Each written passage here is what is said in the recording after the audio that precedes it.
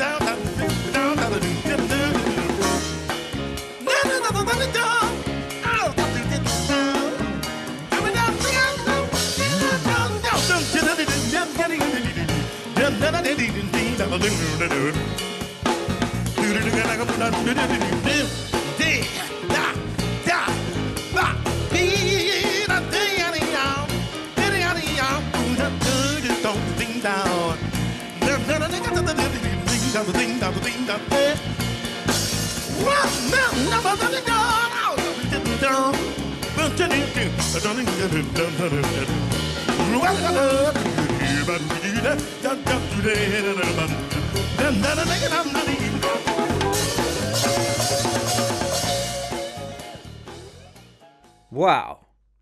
In this video, we are going to take a closer look at 4 points of interest that make George Benson's guitar scat on the song Broadway that you just heard such an awesome, compelling, enjoyable musical feast. 1. Articulation. Basically how he sculpts each note, whether it is long, short, whether it is attacked, or the end of the note is clean, or it falls off. 2. The language he uses, the bluesy, jazzy lines that so define his unique style. 3. The rhythm, so in the pocket and funky. 4. Repetition, the way Benson takes a phrase and repeats it, ramming home the idea, if you like, in a compelling way. Just before we start, let's look at the musical sound canvas on which he paints, or rather, cooks his musical dish, the form. The form of this song by Jerry Lieber and Mike Stoller is 16 bars long. It can therefore be labelled AABA. The A section is 8 bars long and consists of a theme that is played over 2 chords, a tone apart, B flat and A flat. See that I won't last for long on Broadway. I'll catch a bus. After 8 bars of this vamp, this chord pattern and theme modulates up a fourth, with the chords becoming E flat to D flat, a bit like a blues. This we can label as the B section, that ends on an F7 dominant, that brings this section back to the recapitulation of the first idea, again labelled as A. So it's a pretty simple chord structure to improvise on.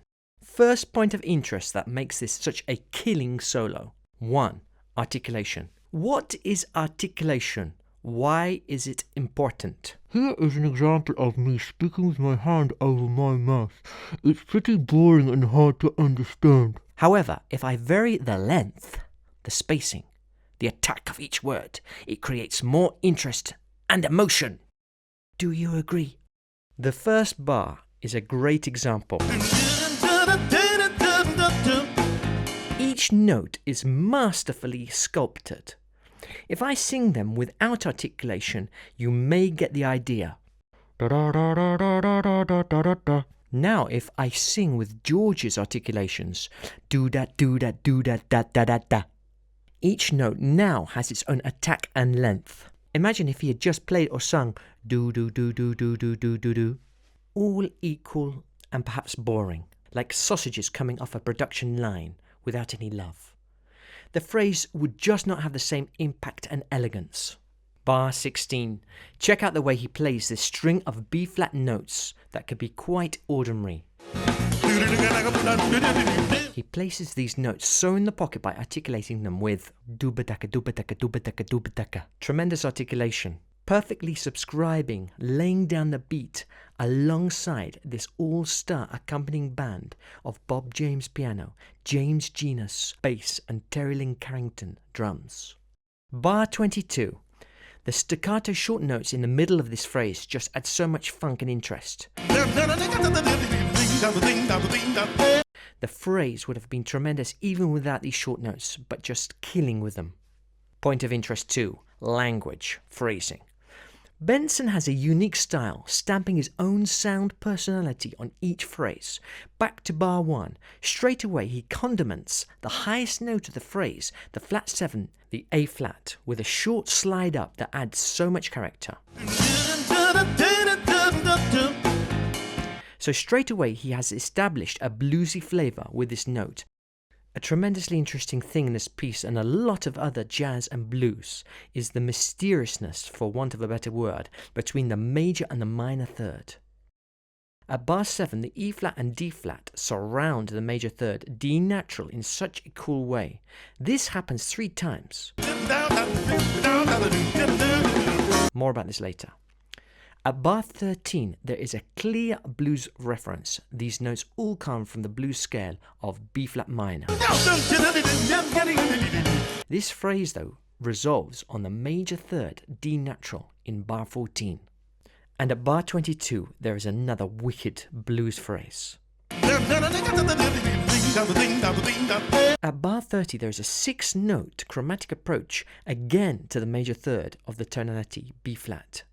The name is not so important though, the sound is. Check this out. Point of interest 3. Rhythm. Benson's use of rhythm is stunning. I would be bold enough to say that all the licks, sound, blues, jazz language and technique are worth little or nothing if the rhythm is not on the money or cooking or in the pocket. Think of a master chef serving up a sublime dish on a cracked, dirty dog's bowl, and you will get the idea. Benson's subscription to the beat is compelling. It makes you feel good, funky and alive when musicians play like this. Bar 7 and 8. The 16th notes here are played with the articulation dabba dabba dabba dabba. This accents the first and third notes and makes notes 2 and 4 shorter, and affects the swing of these 16ths. Dabba, dabba, dabba, dabba, dabba, dabba. This creates a feel that fits so perfectly with the band. Also noteworthy is the use of syncopation. Back to the first phrase. Listen to the way he ends this line with a terrifically cool, cheeky syncopation. The last note falling on the second 16th note is like a tease somehow. The end of the second phrase is even cheekier, taunting the listener maybe. At bar 9, we hear the first use of triplets.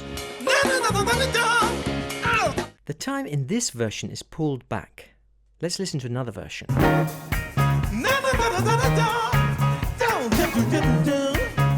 I do not know why, but these triplets are very soulful and bluesy. They stand out and appeal to the instinct somehow. Rhythmically, bar 17 is killer, even though it's pretty simple.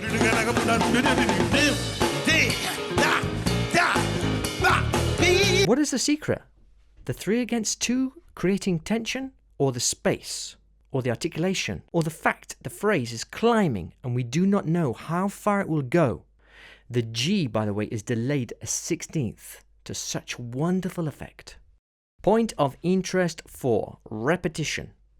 Benson uses quite a lot of repetition to awesome effect.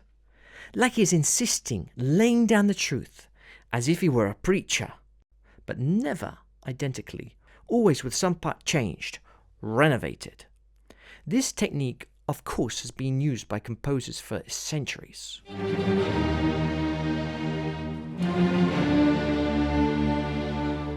George Benson teaches us just how to do it. At bar 3, the first phrase is repeated, is verbatim, with articulation as well, apart from the last 2 notes. Let's listen. This first phrase is even echoed at bar 5. Bars 7 and 8. This phrase is repeated 3 times. Can you see? Each time, though, in a different place rhythmically. The repetition sounds strong and cohesive, insisting again Bar 19, this phrase, repeated verbatim again, but in a different part of the bar. Bar 23, this little phrase is a gem. Simple but so cool. It reminds me of a Jaco Pastorius bass line, the one on Black Market. Those exact notes. With the major sixth, so soulful. Well, this solo is full of stupendous things. I hope you enjoyed looking at it as much as I enjoyed making the video. Please remember, as Art Blakey used to say, applause is the food for the musician, and the digital form of applause is the like button. Sharing and subscribing also nourish the feedback loop, hence more videos. Ciao!